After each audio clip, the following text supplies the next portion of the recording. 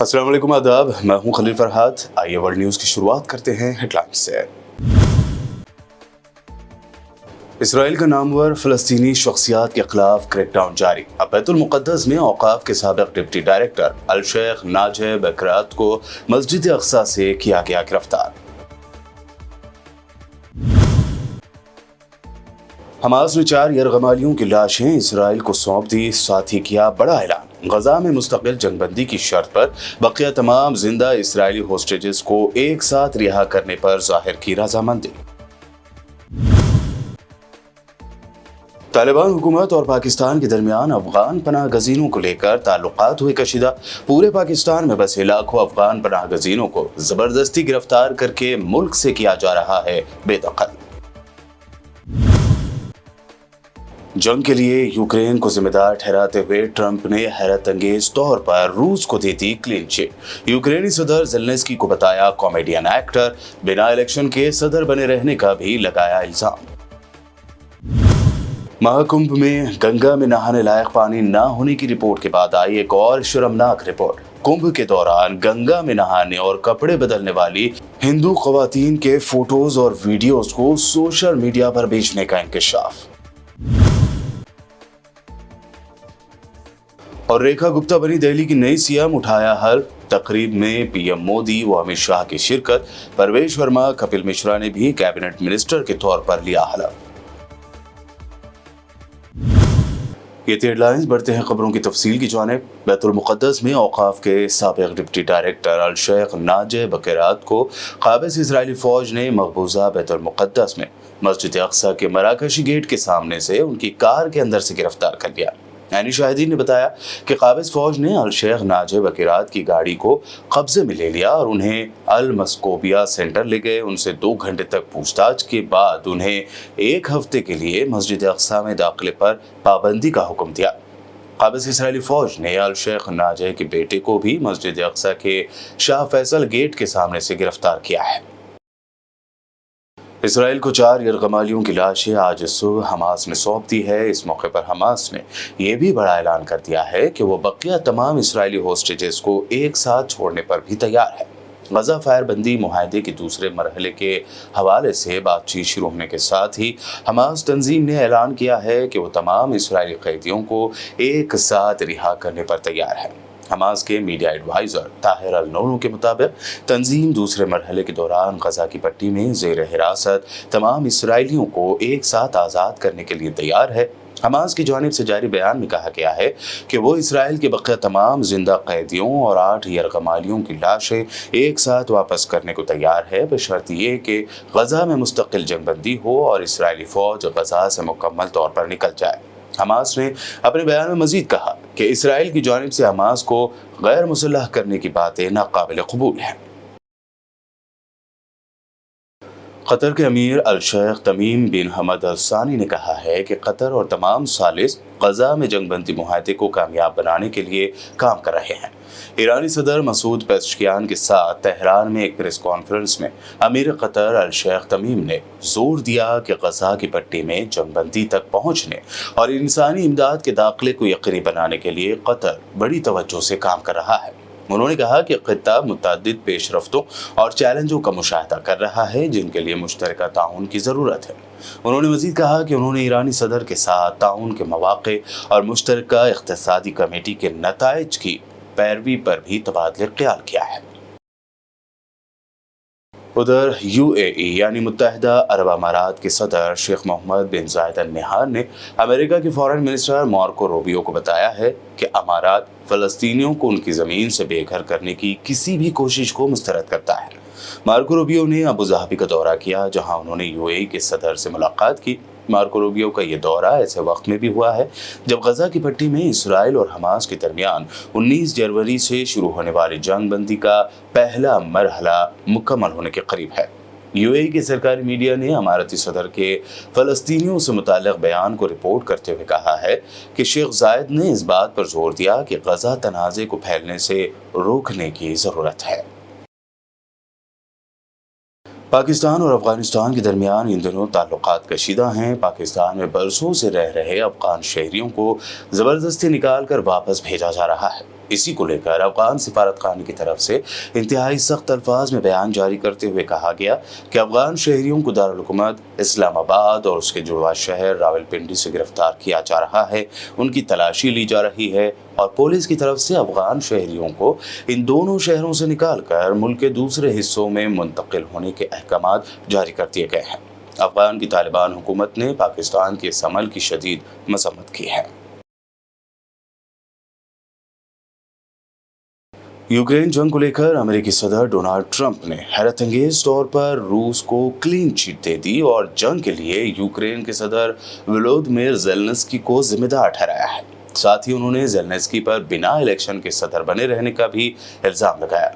इतना ही नहीं, ट्रंप ने यूक्रेनी सदर वोलोदिमीर ज़ेलेंस्की को कॉमेडियन एक्टर भी करार दिया है। डोनाल्ड ट्रंप ने अपने ताज़ा सोशल मीडिया मैसेज में लिखा कि यूक्रेन के सदर वोलोदिमीर ज़ेलेंस्की एक ऐसे कॉमेडियन थे जिन्हें अपने शोबे में भी महदूद कामयाबी हासिल हुई थी, मगर उन्होंने अमेरिका को वरगलाकर एक ऐसे जंग में $350 अरब झोंकने पर आमादा कर लिया जो यूक्रेन जीत भी नहीं सकता था। दूसरी जानिब यूक्रेन के सदर वोलोदिमीर ज़ेलेंस्की का कहना है कि अमेरिकन सदर डोनाल्ड ट्रंप रूस की बनाई हुई डिसइंफॉर्मेशन की दुनिया में जी रहे हैं। ज़ेलेंस्की ने अमेरिका के साथ कीमती मादनियात के मुआहदे का पहला मुसव्वदा मुस्तरद करते हुए कहा कि वह अपना मुल्क अमेरिका के हाथों बेचने को तैयार नहीं है, खास तौर पर जब अमेरिका यूक्रेन के 50% मादनियात की मिल्कियत का मुतालबा कर रहा है और जवाब में सिक्योरिटी की जमानत भी नहीं दे रहा। बुलेटिन में खबरों का सिलसिला लगातार यूं ही जारी रहेगा। फिलहाल रुकते हैं एक छोटे से ब्रेक के लिए।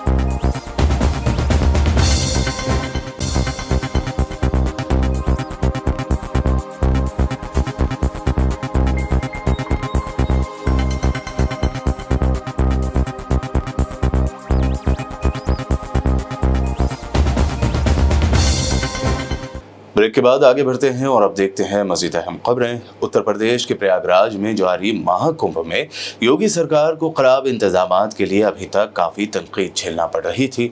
अब ऐसे में एक इंतहाई चौंकाने वाली खबर से योगी सरकार के लिए नई मुश्किलें खड़ी हो गई हैं। दरअसल महाकुंभ के दौरान खवातीन अक़ीदतमंदों के नहाते हुए वीडियो को बेचे जाने का शर्मनाक इंकशाफ हुआ है। प्रयागराज पुलिस ने खवातीन अक़ीदतमंदों की गैर मुहज़्ज़ब वीडियो को पोस्ट करने और बेचने वाले सोशल मीडिया अकाउंट्स के खिलाफ केस दर्ज किया है। पुलिस अहदेदार प्रशांत कुमार ने बताया कि खवातीन की नहाते हुए और कपड़े बदलते हुए नाज़िबा वीडियो, फोटो शेयर करने और टेलीग्राम पर बेचने का दावा करने वालों के खिलाफ केस दर्ज किया गया है। अब पुलिस टीम मुल्ज़िमीन की हकीकी पहचान करते हुए गिरफ्तारी करेगी। एक ही हफ्ते में दूसरी मरतबा दारुल हुकूमत दिल्ली में ज़लज़ले के झटके आए हैं। आज भी अंडमान समंदर में आए ज़लज़ले से ज़मीन हिल गई, जिसकी वजह से दिल्ली एनसीआर में ज़लज़ले के तेज़ झटके महसूस किए गए। इसके बाद लोगों में दहशत फैल गई थी। आज जुमेरात की सुबह मलेशिया के पास अंडमान सागर में आए इस ज़लज़ले की शिद्दत 5.2 दर्ज की गई है। अच्छी बात यह रही कि शदीद ज़लज़ले के झटकों के बाद अभी तक कोई जानी नुकसान की खबर सामने नहीं आई है। दिल्ली में बीजेपी की जीत के बाद नए सीएम के तौर पर रेखा गुप्ता ने हलफ ले लिया है। एलजी विनय कुमार सक्सेना ने रेखा गुप्ता को सीएम के ओहदे का हलफ दिलाया। इसी के साथ दिल्ली की नई सरकार की तश्कील हो गई है। रेखा गुप्ता की हलफ बर्दारी तकरीब दिल्ली के रामलीला मैदान में मुनक्कद हुई, जिसमें वज़ीर आज़म नरेंद्र मोदी, होम मिनिस्टर अमित शाह और दीगर कई सीनियर बीजेपी लीडर्स मौजूद थे। रेखा गुप्ता के अलावा नई दिल्ली सीट से बीजेपी के एमएलए बने परवेश वर्मा, आशीष सुशीला, मदन गोपाल सूद, मनजिंदर सिंह, रविंद्र इंद्राज, कपिल मिश्रा, पंकज सिंह व दिगर ने भी कैबिनेट मिनिस्टर के तौर पर ओहदे का हलफ लिया है। मैं रेखा गुप्ता ईश्वर की शपथ लेती हूँ कि मैं विधि द्वारा स्थापित भारत के संविधान के प्रति सच्ची श्रद्धा और निष्ठा रखूंगी। मैं भारत की प्रभुता और अखंडता अक्षुण्ण रखूंगी। मैं मुख्यमंत्री के रूप में अपने कर्तव्यों का श्रद्धापूर्वक और शुद्ध अंतःकरण से निर्वहन करूंगी तथा मैं भय या पक्षपात, अनुराग या द्वेष के बिना सभी प्रकार के लोगों के प्रति संविधान और विधि के अनुसार न्याय करूंगी। मैं रेखा गुप्ता ईश्वर की शपथ लेती हूं कि जो विषय मुख्यमंत्री के रूप में मेरे विचार के लिए लाया जाएगा अथवा मुझे ज्ञात होगा, उसे किसी व्यक्ति या व्यक्तियों को तब के सिवाय जबकि ऐसे मुख्यमंत्री के रूप में अपने कर्तव्यों के सम्यक निर्वहन के लिए ऐसा करना अपेक्षित हो, मैं प्रत्यक्ष या अप्रत्यक्ष रूप से संसूचित या प्रकट नहीं करूंगी।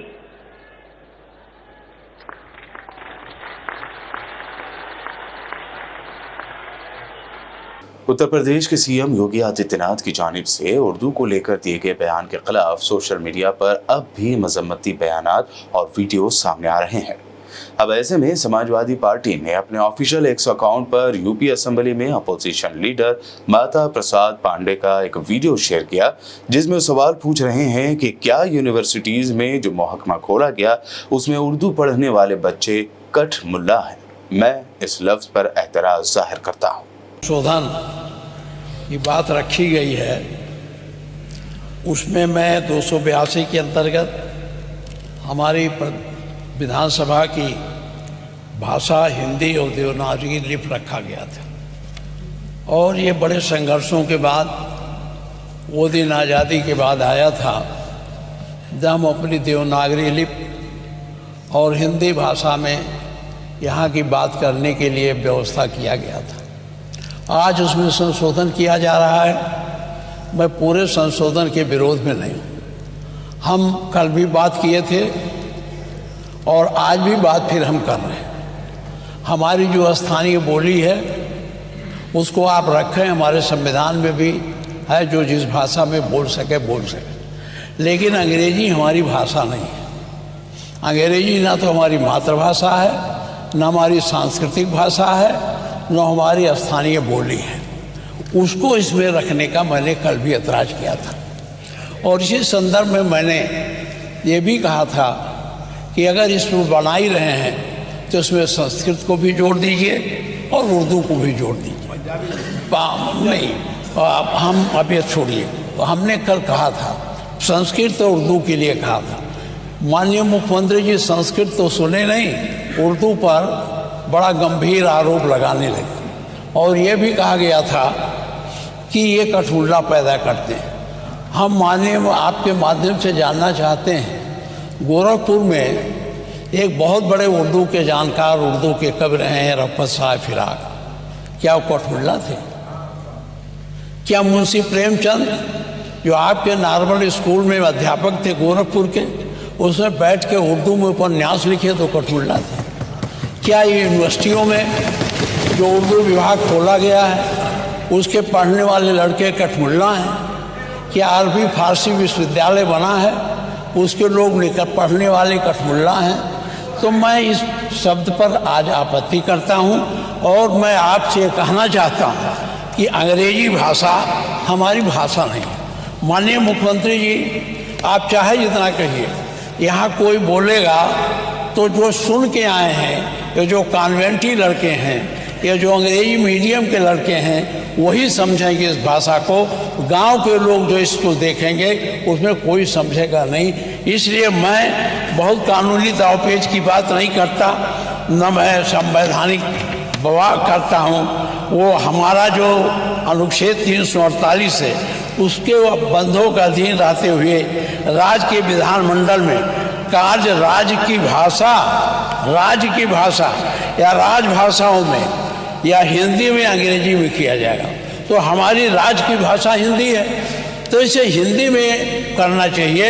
अंग्रेजी का कोई महत्व नहीं है। अंग्रेजी का मैं पढ़ने में विरोध नहीं करता, जिसको पढ़ना है अंग्रेजी पढ़े, वर्ड्सवर्थ का पढ़े, उनको शेक्सपियर के नाटक को पढ़े, हमारे वो जो और ग्रंथ हैं चाहे कीट्स हो, शैली हो, इनकी कविताओं को पढ़ो, हम उसके विरोधी नहीं हैं। संस्कृत अंग्रेजी का ज्ञान प्राप्त करना गलत नहीं है, लेकिन अंग्रेजी के माध्यम से हमारे इस विधानसभा में नई प्रक्रिया शुरू करना, मैं इसका विरोध करता हूं। और मेरा आपसे आग्रह है कि अगर ये सब है तो माननीय मुख्यमंत्री जी उर्दू से चिढ़ जाते हैं। मैं ये अब ये सब रखने का समय नहीं है। मैं आपसे कहना चाहता हूं कि आप अंग्रेजी को यहाँ न जोड़िए, अगर जोड़ना है तो आप संस्कृत को जोड़ दीजिए, जो हमारी भाषा है, जिस संस्कृत से सारे भाषाओं का उद्भव हुआ है, और उर्दू जोड़ दीजिए। उर्दू भी बड़ी पैमाने में बोला जाता।